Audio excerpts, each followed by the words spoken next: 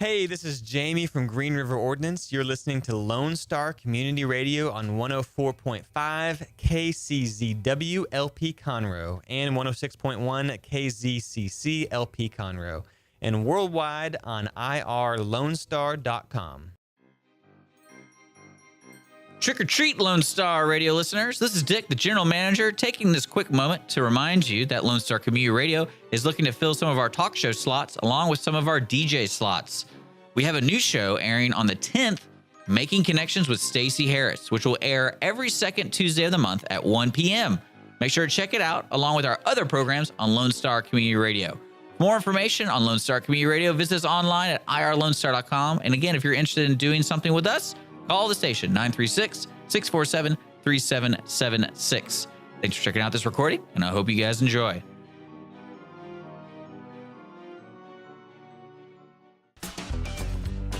Good afternoon.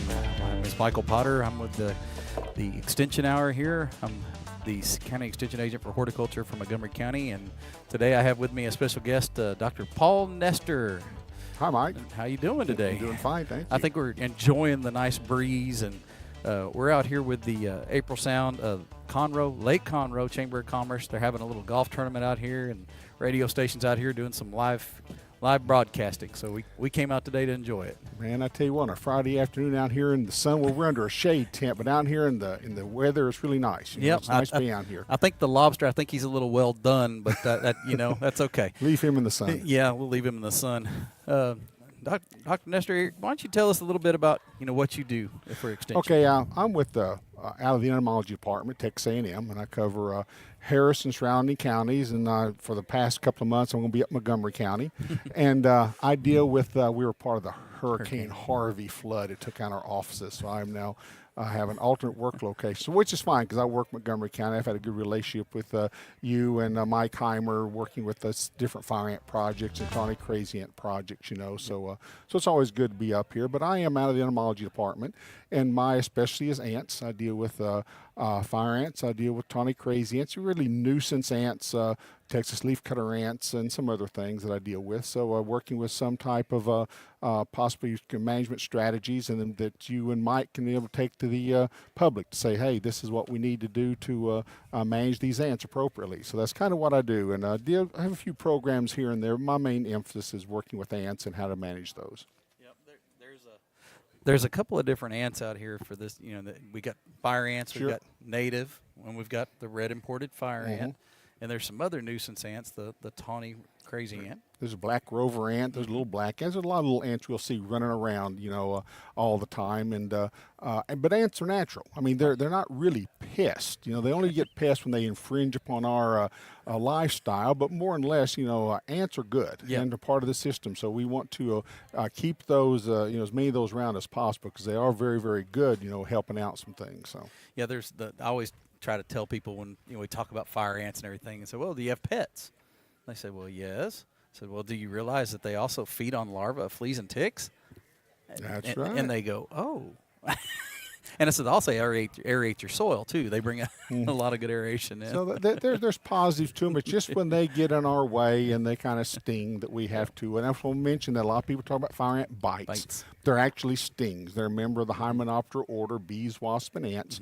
So they do sting, and they have a very potent venom. So that's one of the reasons we like to manage them, because a lot of people are very highly allergic to that venom, and they can have anaphylactic shock, or they have hypersensitive reactions. So there's always a good reason to manage fire ants. And I try to tell people, too, that, a lot of people worry about what they use on fire ants. Well, the idea is that sting is much more dangerous than anything you're ever going to put around on them. So keep that in mind. I'd much rather put something on them than have a child go to the hospital due to a sting or something like that. See, my daughter's one of those that kind of has a little reaction to it. She gets bit on her foot or something, and she'll swell up. Stung, excuse me, stung. It's kind of I understand. Stung. When she gets stung, she gets a little inflammation and everything, a little swelling. So, and it takes a while for that to go away because it is a venom that's injected. Now, when the venom's injected, it is a sterile venom, and the pustule itself is sterile only after we pop it or something like that. scratch Then it. we'll start get secondary infections, and that's what we have to watch out for. If you don't have any hypersensitivity reactions, just the wound itself can be very perplexing for weeks. So what, we always get, I always kind of like the organic, version of things. And we always get those questions, hey, what about orange oil? What about grits? What about hot water? Yeah. What about, all these little treatments? What do homeowners need to do, or how can they best treat these ants? And then, of course, we could go into those organic treatments too. Oh, well, I mean, like I try to tell everyone that you need you think of ants as a population, not as a mound. A lot of people see a mound, but they've got to go do their fire ant management on that mound. Well, no, the mound's only a sign that you've got a problem. And the idea is you need to address the population, and the population themselves can be not only your yard, but your neighbor's yard and things of that nature. So we like to, have people use fire ant baits if they're going to control fire ants. Baits are a food source that fire ants go after. And essentially your fire ant is your delivery system. You spread the bait out over your yard, not strictly on the mound, but broadcast it over all your yard, because normally you can only treat the mounds you see. You never treat the mounds you don't see. So the idea is spread the bait over your yard, and you're only using a very small amount. And then the ant will pick it up, take it back to the mound, where it controls the queen and the immatures. If you're going to get a reduction in ant population, you have to control the queen, you have to control the immatures. And if you just spread a general pesticide like an insecticide granule or just treat a single mound, you never really address the queen. Because I enjoyed on some of these fast-acting pesticides that said, it kills the queen. Well, the ant dies, it never gets back to the queen. So they have their place in fire ant management, but fire ant baits are probably your best means of controlling them. And again, the ant will pick the bait up, take it back to the mound, where they actually feed it to the immatures who actually digest the bait. And then this product then is passed throughout the whole mound, and then the mound dies from within. It takes several days, but the mound dies from within. And then you think of if you kill the queen, you kill the immatures. If you kill the immatures, you kill the next generation of ants. If you kill the queen, you kill the next generations of ants.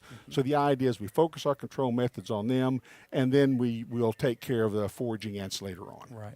Yeah, that's a good point, because a lot of times you get the people they want to spray something on them immediately. That's right. And since it's a contact insecticide, it just kills what they see. That's right. And that comes even more important, especially when you get into some of those other ants like harvester ants or even your leaf cutter ants, which are I've had people actually say that they would love to bring in a backhoe and dig them out, but that's just going to make it even worse. Yeah.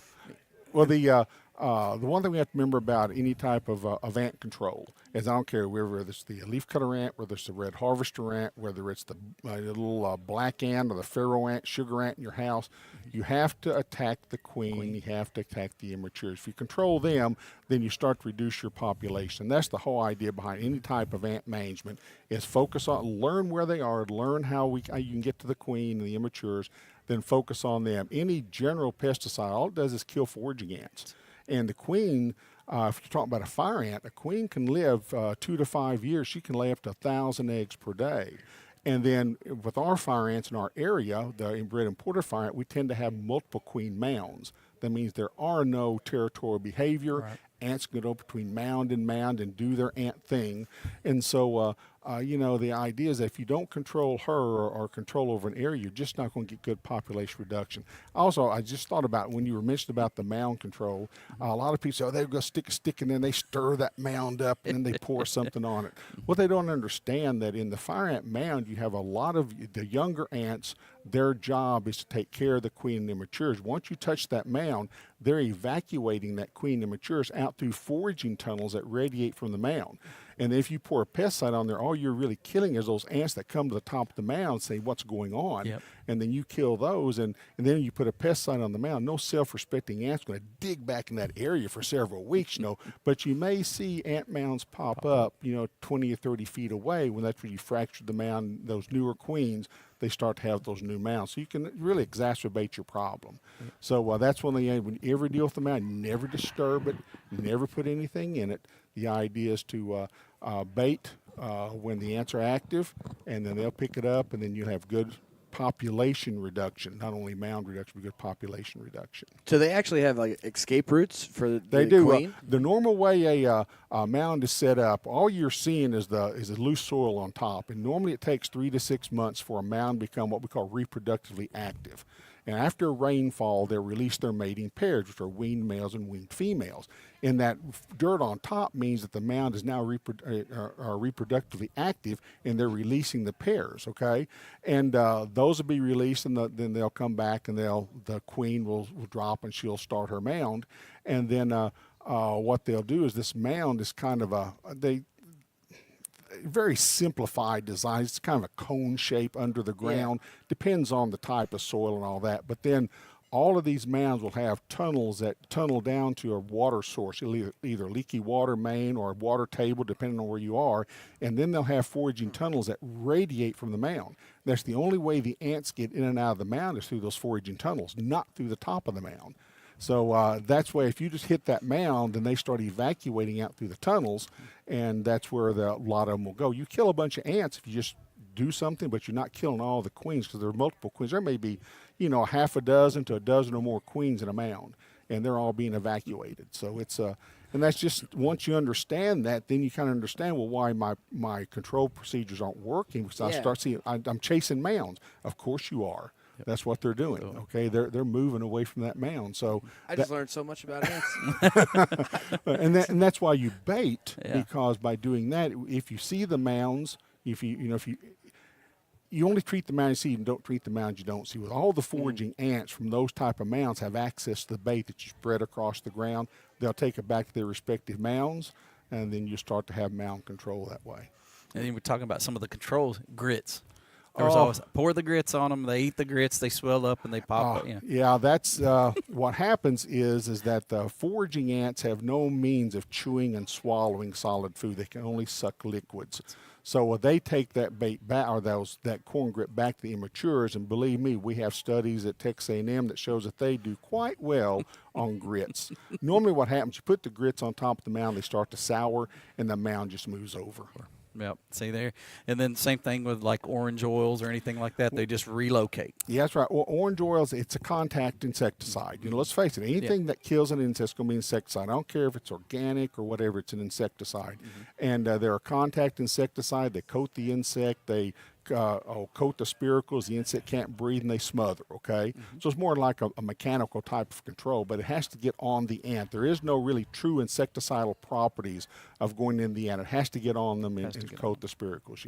Yeah, that's one of the things a lot of people don't understand. And there's a lot of people that don't want to use a pesticide and things that are synthetically made and stuff. What are maybe some of the other options that are maybe a little bit less toxic, or things that would be considered organic? Well, there's really the baits. You'd be surprised. Some of the bait products themselves are less toxic than any of the some organic products. So toxicity is one of those things. A lot of people just have this feel-good feeling. Okay, but we can discuss those, I guess, when we come back from break. Yep, that sounds good. Yeah, today we're out here with the Lake Conroe Chamber of Commerce. We're out here. This is the what's his name again?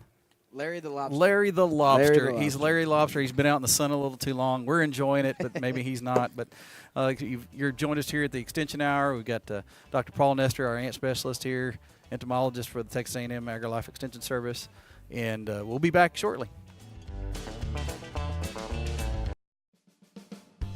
Remember to download the Lone Star Community Radio app from your Google Play Apple Store. Bring Montgomery County's community radio with you anywhere with your smartphone or tablet. If you are in the Conroe area, tune in on FM 104.5, 106.1. If you are on your computer, bookmark irlonestar.com as your internet radio station. Lone Star Community Radio, broadcasting 24/7 from the heart of downtown Conroe, Texas. All right, welcome back. You're listening to the Extension Hour. We're out here with April Sound with the Lake Conroe Chamber of Commerce. They got a lobster tournament here. I don't think he likes what he's hearing. He's not. Yeah, he's representative of these people that they don't want to use chemicals. I guess I'm not sure, but he's been out in the sun too long. I don't know. Maybe he's just had enough for the day. But we'll kind of continue along the process. So we're here with Dr. Paul Nestor. He's our ant specialist, our ant guru is kind of like what we like to call him, I guess, from the extension agent standpoint. So what about those organic products, the ones that are a little bit more effective or do a little bit different Okay, job? we kind of just started on that first section, but anytime you use a bait, you're using, it's really one of the more environmentally sound ways of controlling fire. So we also have some organic baits, and they work quite well. Okay, but people are always concerned about using a pesticide. Well, a bait is a sublethal dose of insecticide you spread over your yard. The ant is your delivery system. It picks the bait up, concentrates it back into the mound, and then the mound dies from within. So really the ant's your delivery system. It's helping you out. The baits are essentially a very, very low toxicity to any animals, little Fido, whatever. They're not going to be affected. In fact, it'll do it good because the ants then won't be around to sting them. So it really helps out. But baits are put out at a sublethal dose, and they really do their job well. Now, we got talking on a lot of organic products. Well, you'd be surprised that some of the baits are less toxic than some of the organic products we use. And people don't really understand. They hear the term organic, which is kind of funny because all products are organic. It's just they're natural. They want a natural product, but some of those natural products can be very toxic. So you have to be very careful. You have to take the same precautions with the gloves and long sleeves, things like that, to protect yourself, because they just are not, as safe. I hate to use the word safe. We really want to talk about least toxic around, but baits can be very, very useful if you don't want to go that route. You still want to go with organic. We do have an organic bait called its active ingredient spinosad, and it's from fermented bacteria. And it's very, very active. In fact, the spinosad products are probably one of the most active products I've seen, bar none, even for some of the synthetic products. They're very, very active. They're used for worm control, mite control. They're used for a lot of different things, but then we do have a couple of fire ant baits. One is the Fertilome Come and Get It. The other is a bait called Payback from Southern Ag, and normally it's only available online. But this product, they're organic. You put them out, the ant reacts the same way. They pick the bait up, take it back to the mound and all that. The only problem with spinosad, though, is that it's can be very, very active. The bait particle itself kind of has a little extra dose of spinosad on it, and many times the ants, just for the better term, say they just get drunk and they never make it back to the mound. They lose their way. And you have a great, a large number of foraging ants die, but you may not see the resultant reduction in mound activity. So you will have to maybe apply the bait again. It's not that the bait's not doing its job, it's just that it's doing it too well. And so if they have to, these ants may forage 30, 40, 50 feet away from the mound, and they have, in some instances, maybe 100 feet from the mound. If they pick the particle up by then, a lot of times they'll absorb too much product and they will die if they get back to the mound. So that's kind of interesting. But those products are available. And then there's also some other, we talked about orange oil or delimonene. Some of those work well, but they're only good for mound treatments. And like I mentioned before, that if you're focusing everything on mound treatments, that's not the way to go. Now we do have a program that we developed by it's a program we focus on it with Texas A&M AgriLife Extension Service. We call it the Texas two-step method. Okay, and this is the method where we like people to use baits. The first step is use a bait twice a year. My rule of thumb is after Labor Day, before November, okay, and then the next time period is after tax day, before July. Those kind of 2 periods when the ants are most active, and you have to have an actively foraging mound for them to pick the bait up to take it back to it. So those are the 2 time periods. Kind of look for an area time when there's no rainfall predicted, things of that nature, and then we can apply the bait, and then the ants will take it back in, and a week to 10 days later, the mounds will start to die. Now, that's the first step, is bait twice a year. The second step is to use a single mound treatment. And now's when I recommend a single mound treatment, because you might spread it across your yard, and there seems to always be that one mound that does a little activity in it. It's right next to a driveway or a step or mailbox or a fence post, something like that, maybe next to a tree that you like to sit by. Well, then you can use a single mound treatment. You use the bait first. The queens and immatures are dying, but there's still a lot of foraging ants out there. The way the bait works is the ant, the foraging ant, because it cannot chew or swallow solid food, it brings the solid food back to the mound. They feed it to the large or the oldest immature or the oldest larva, who actually digest on the outside of their body. Then the worker ants will pick up this liquid, and they'll pass it to other ants and other immatures and all the queens through a process called trophallaxis, which is the etymological term, means passing a liquid, is all it is. And that's how they get their nourishment. So the foraging ants, whenever they come back to the mound, they search for this liquid. They need to get nourishment and all that. Well, once you kill the queen and kill the immatures off with the bait, there's no more of this liquid produced. So the foraging ants slowly starve to death. It takes about maybe 4 to 5 weeks for all the ants to die. The bigger the mound, the longer it takes, because you have this biological decline curve, and it just takes, the more ants you have, the longer it takes for them to die. Well, excuse me. Well, those ants then that might be around, must be a little dust down here in this nice clear weather, I think it was somebody over there with their sand wedge or something. It was Larry the lobster. He's getting crazy over there. Yeah.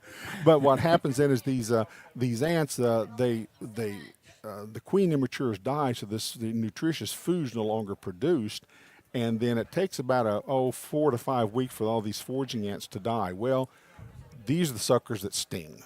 Okay, so if you find a mound that you might knock it over, it still might have some activity in it, that's when you use a single mound treatment. Anything will work. Your stinky orthine powder, some of the other white mound treatments, a drench with orange oil. A lot of people recommend, boiling water, but it's only boiling when it gets off the stove. By the time it gets to the mound, it ain't boiling anymore, and that tends to also kill the grass around it. So I don't like to recommend boiling water. I think that's you can cause some problems with that, but they do have some organic products you can use. What you're doing then is you put it on the mound, you kill those foraging ants. There's the ones that are stinging.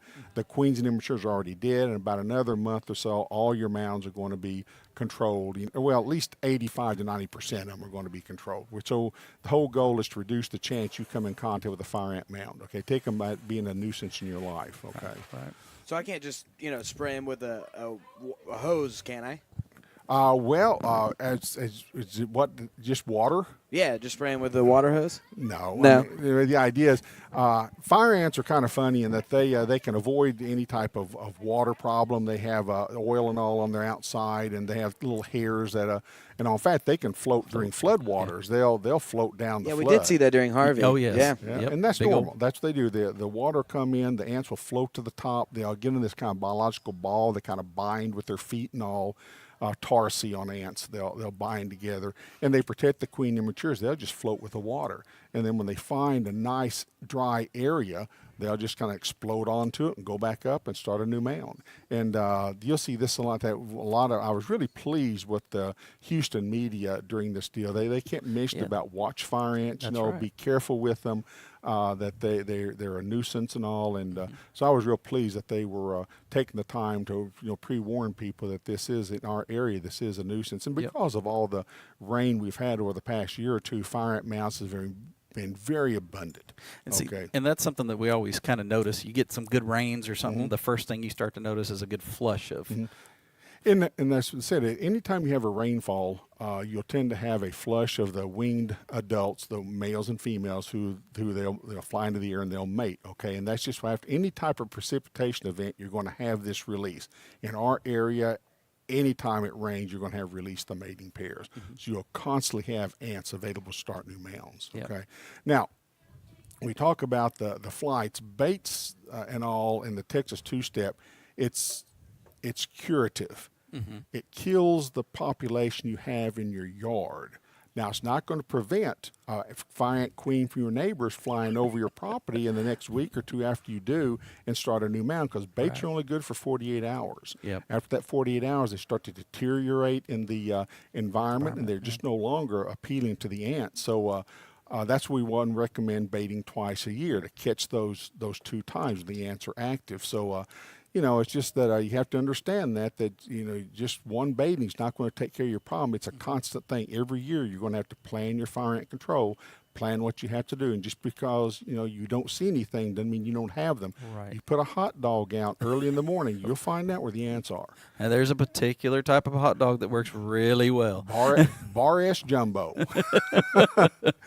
You'd be surprised. That's kind of something we use on our to evaluate fire ants. We'll just put a hot dog down and come back in 30 or 40 minutes and see what the activity is, and that tells us the population there. So hot dogs are pretty. And if you get hungry, you just kind of have a couple hot dogs. There you go. Why not? Yeah, it's one of those things. The other one is, you've got fire ants in your yard. And I've told people the same thing. If you got your neighbors got them, you're going to get them. So if they're treating their yard, what kind of things can they do to help? Eradicate a whole neighborhood, or how do they do something like that? We do have a program called the community-wide program, where we like a homeowner association or at least a couple of neighbors champion the effort, and they'll get a group of neighbors together. And one weekend, just say, hey, we're going to all bait our fire ants, okay? And everyone baits, so at the same time, you'll tend to have a good reduction, in your fire ant population over the neighborhood. That's right. Yep. That's one of the things that's real important, whether it be with fleas and ticks or whatever it may be, because the populations exist to be out on that. Right. So, yeah, we're out here. Lovely day. I'm sure that he'll come back with some well, I don't know.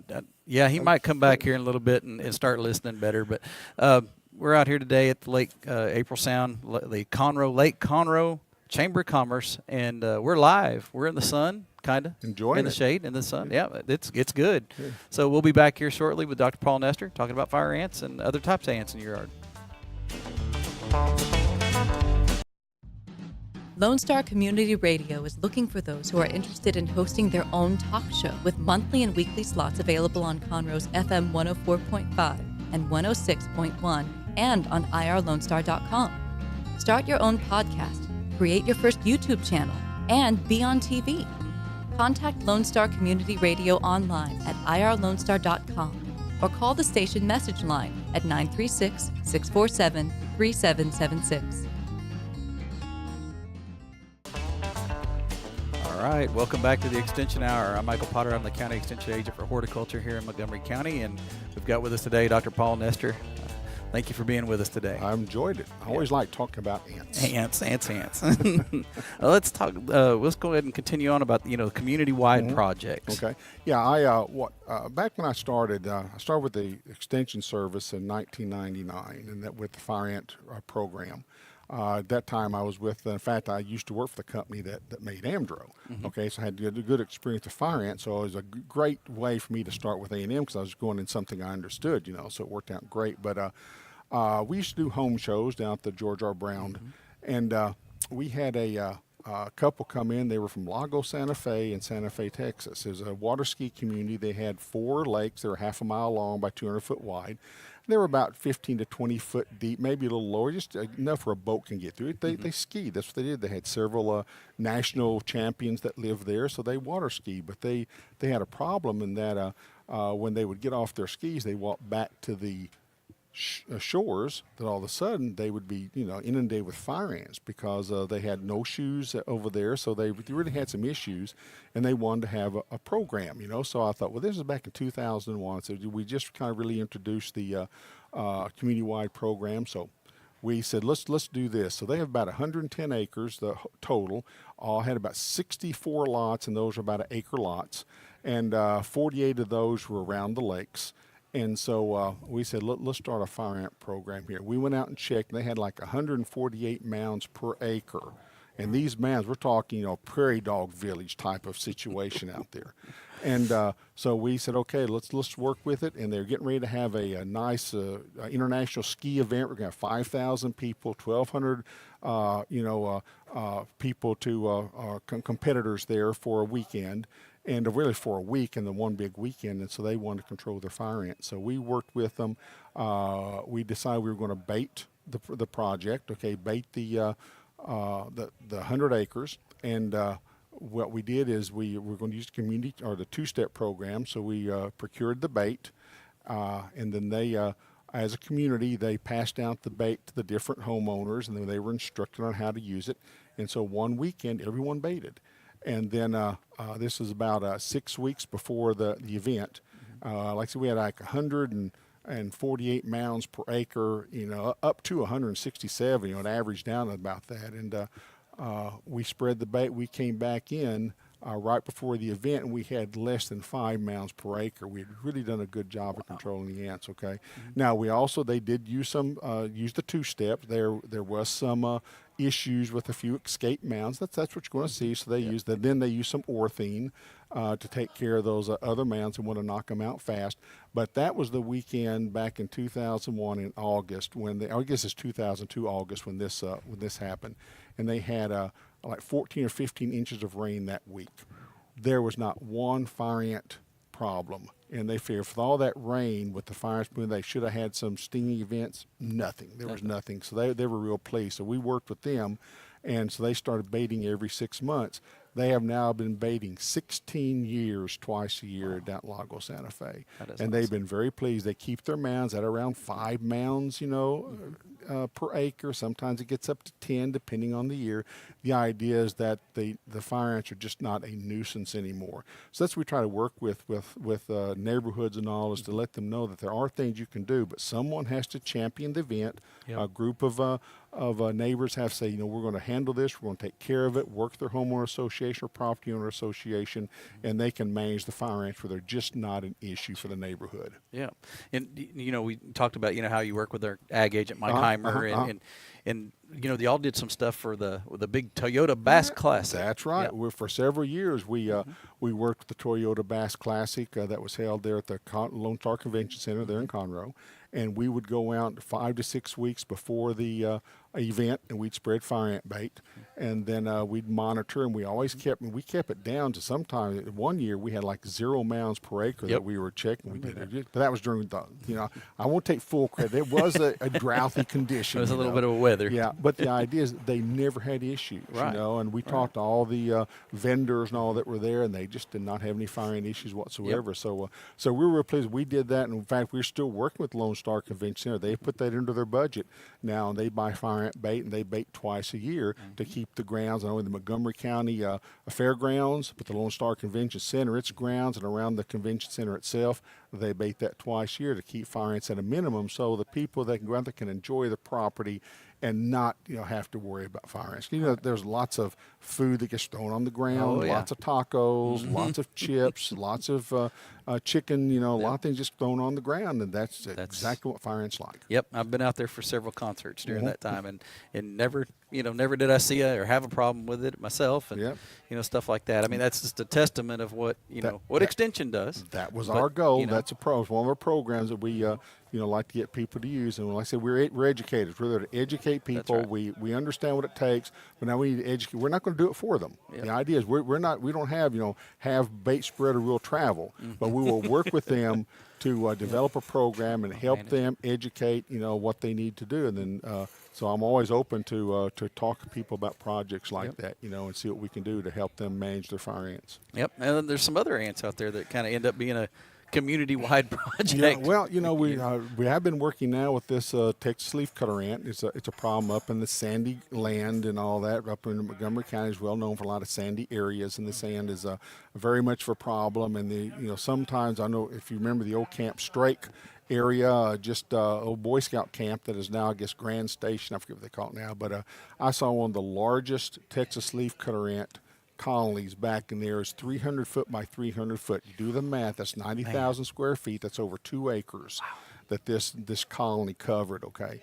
And it's just hard to control those, but they're only in forested areas, that where neighborhoods see them is, a neighborhood will spring up next to a forested area, then they'll put in this $5,000-$6,000 worth of landscape plants, come out the next day, and all the leaves are gone. Twigs. Oh, yeah. It doesn't kill the plants, but it does remove the leaves, and, they complain, well, what can I spray on them? Well, you have to really address the colony itself, and that's a whole nother section. We do have some products that will help minimize the activity, but the idea is that you do have to do some protection. There's pesticides that need to be sprayed. There's things that need to be done to protect your plants, and people just have to realize that it's just not a simple answer with the Texas leafcutter ant. And timing is important as far as Timing, yeah. application. That's and right. It's kind of just a lot interesting of that things. the fire ants, we mentioned before, that after rainfall, they release their mating pairs. So they really have mating releases the whole year whenever there's a rain event, if you have an active mound. Texas leafcutter ant only releases its mating pairs in the spring.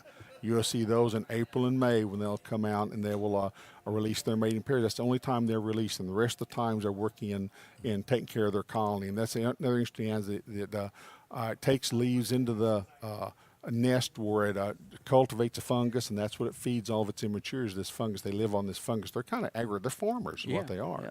It makes them real difficult to control because of that. So that's where neighbors and always have to understand that if you have those ants, it's not a quick go down to Home Depot and buy a spray and spray it. That's not going to work for those ants. And it's a multi-year approach. It's something that's consistent. Every year you have to, just like fire ants, you need to do something every year. If not, I keep talking about they kept the population down to 5 mounds per acre.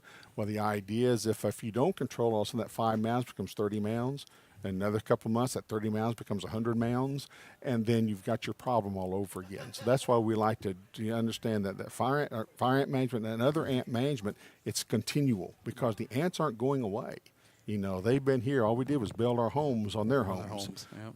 So with the sandy ones, do you recommend the 2 times a year as well? With that one, they do require bait, but baits are less efficient with that ant. And so we're working with there's a product. In fact, there's only one product labeled called Amdro Ant Block. It's the only thing you can use for Texas leafcutter ant.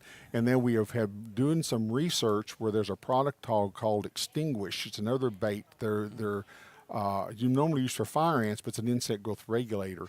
And we found that blending those two together and then treating a colony, we've seen some good reductions in activity. Don't get rid of them, but we kind of reduce the activity. So that's something that, if people need need more information on that, it's hard to explain here. They really need to call the Montgomery County office and visit with me on it. We can discuss Texas leafcutter ants.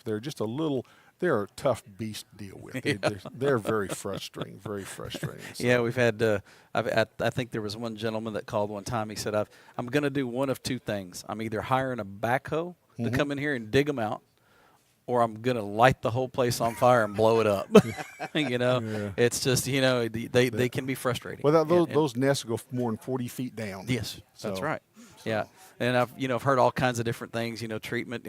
Since they feed on fungus, let's put a fungicide in them and stuff. If something happens to the fungus, believe me, what they'll do is they'll go in and they'll pull that bad fungus out, move it up, and they will cultivate more. They can abandon they have several different gardens. They'll abandon that garden and go to another one. They're not dumb. They're very well. They're very resourceful. They're very good at what they do. Very good at what they do. Yeah, they'll defoliate things overnight. It's pretty interesting to watch. I mean, just from that standpoint.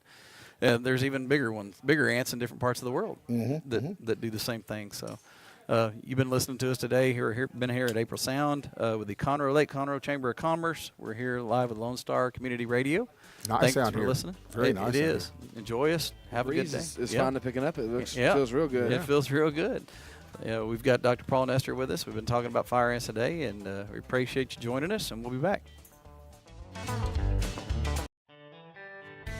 A Lone Star Community Radio is looking for those who are interested in hosting their own talk show with monthly and weekly slots available on Conroe's FM 104.5, 106.1, and on irlonestar.com. Start your own podcast, create your first YouTube channel, and be on TV. Contact Lone Star Community Radio online at irlonestar.com or call the station message line at 936-647-3776 to take your first step into the radio world. All right, welcome back to the Extension Hour. We're out here at April Sound live, Lake Conroe Chamber of Commerce. They're having a good Lobster Fest tournament. Lots of fun golf tournament. We had some good lobster and steak last night at the festival. now I'm jealous. Why weren't we invited to that? Well, I mean, it was an $80 ticket. So Oh, well. it wasn't invited. that's beyond my pay grade. Spencer Point won't cover that. Yep. We got Dr. Paul Nestor out here today. We've been talking about fire ants. We've been talking about a little bit about harvester ants and leaf cutter ants, just various types of ants that we have in this area, and community projects, all kinds of things. Like you said earlier, baiting an entire area, having those baits. It's a low dosage type deal. They take it to the queens, kill the queens. That's where the money's at. Just chasing them around with orange oil and some of these other things, that's basically what it is. Just a waste of moving 'em time. around. Waste of time. And money. Yeah, you spend your time much more, I guess, economically by using a good bait. And that's if you want to use the organic bait, there's one available. But most of the baits we have are very low toxicity, and that's a very environmentally sound way of doing things. You can use that, reduce your population, then you're not subject to the stings that you might get. The way I try to tell people is that sting is very important. I mean, that's people can be very allergic to it. They can go to hypersensitive reactions. They can have anaphylactic shock. We had a child die down in Corpus Christi in 2012 on one of the athletic fields do this. And you tell me that a bait isn't more important than a child's death, So there's things you can do to take care of things to protect the kids and all out in the field. In fact, Corpus Christi they bait twice a year religiously. In fact, they bait 3 times a year. They bait all the athletic fields before they start practice because of that. They want to make sure that in August that they take care of those. So they're very aggressive now. And a lot of people are, trying to keep their kids safe and all that. And baits are a very, very good way of doing it. Least toxic way to do things like that. I grew up in Corpus and played football, been on the football fields, got bit many a time. I was say, stung been many bit a by a times few- by yeah. ants. Yeah. Yeah, Stung many a few Stung times. many times. Yeah, I mean that's just what happens. So it's a good thing, You don't know those kids that are allergic. Right, that's correct. And a lot of times, it's you can become over time, especially elderly people over time, they can become more sensitized to it, and so we have to watch out for them. My mom, she was when she lived with us, she finally passed away at 95, but she lived with us for about 15 years. And my goal was to make sure my backyard was fire ant free because I didn't need my mom going out there and falling down when we weren't there, and being a fire ant mound. So I continually try to keep the fire ants management so I wouldn't have a problem with that. So There's another ant that is an extreme nuisance, even though to our livestock and other things as well that you and I've kind of worked on in some areas, and I've got to see, when we talk about the tawny raspberry crazy ant, that sucker, I mean, when you got it. I mean, they're they just are everywhere. They're horrendous. Yeah, they don't sting or anything like that. There's just that the sheer numbers of the ant, just the nuisance of them getting into things. That can be a problem with electrical systems. That can be a problem. Just aesthetics are extremely bad, and a lot of people are ant-phobic. So they just see one, and you get we're talking billions of ants. You can spread the ground and look down, and they're just everywhere. You put your hand on the deal, and they're on your hand immediately. They're just all over the place. And we got 30. In fact, just got a notice the other day from Texas A&M that Grimes County is now added to the list of counties where this ant is now a problem. We have 39 counties where this ant's a problem. It started we started noticing it in Harris County back in 2002, I think we started noticing. In fact, the pest control professional Tom Raspberry, when we say raspberry crazy ant, it doesn't attack raspberries. It's just the name of the pest control professional that started working with it and brought it to the attention of Dr. Roger Gold at Texas A&M, and they started working on it. So we've been working with that ant since then. The numbers can just be extremely high. They can get into trucks. They can cause electrical issues where they can't start and things of that nature. So we started working with it and found out that we do have some strategies for it. And that does involve pesticides. Organic products just don't work. I mean, that's just all it is. You have to get it into the colony, and they nest everywhere. They don't have a mound like a fire ant. They'll nest under anything on the ground.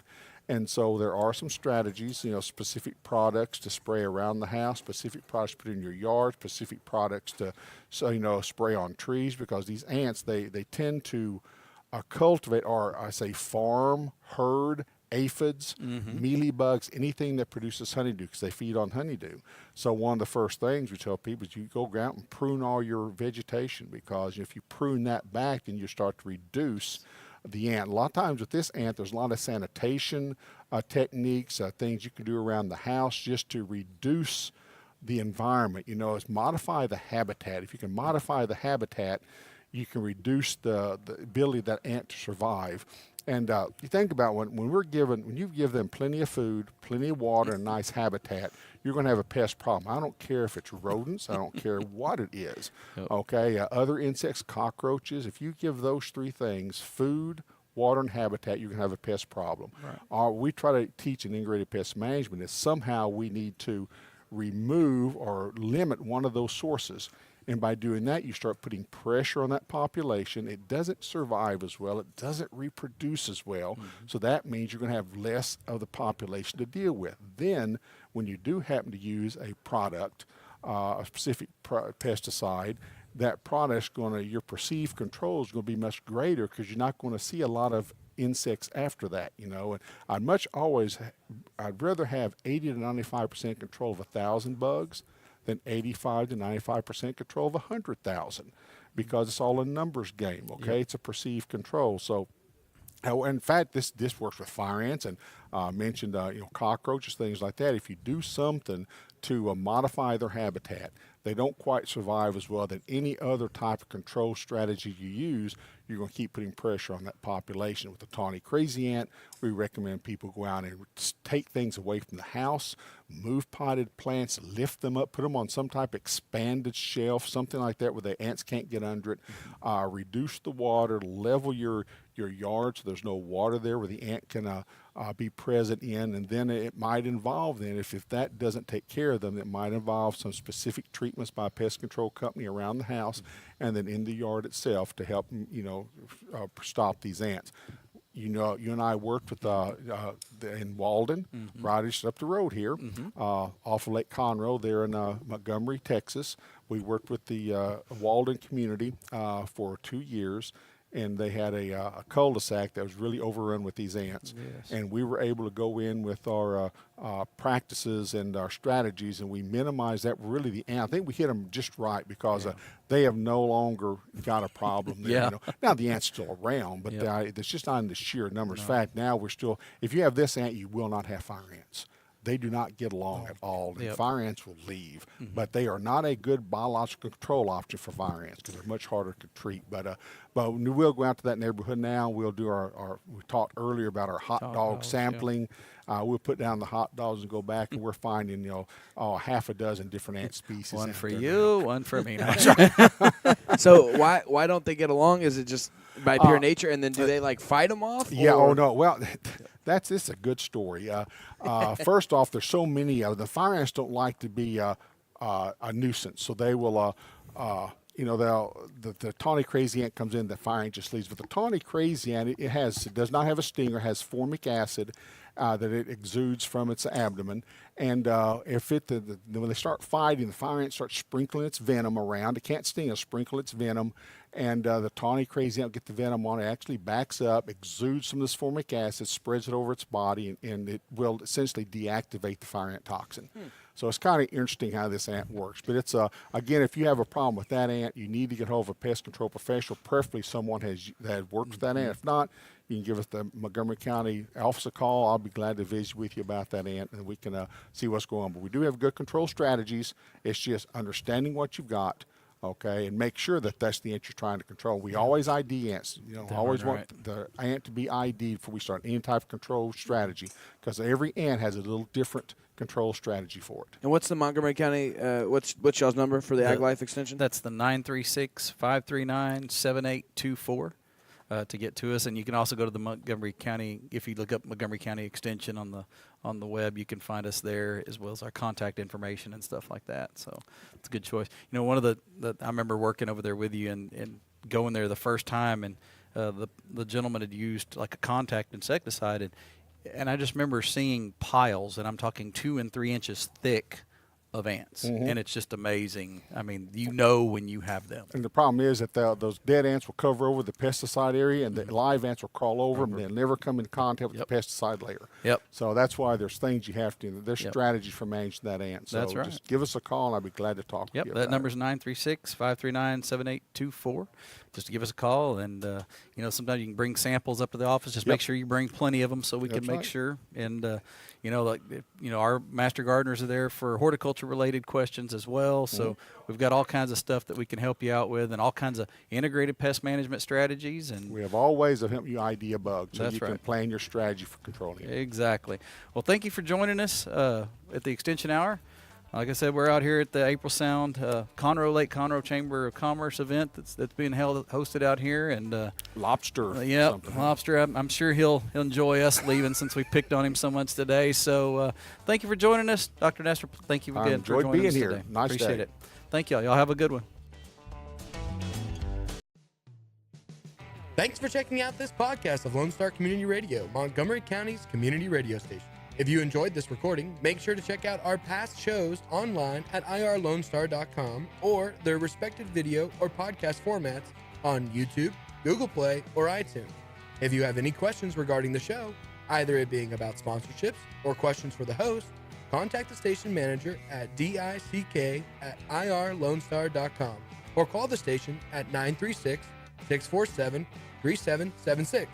This show was recorded in downtown Conroe, Texas at the Lone Star Community Radio Studios, and Lone Star Community Radio reserves all rights to this recording and images.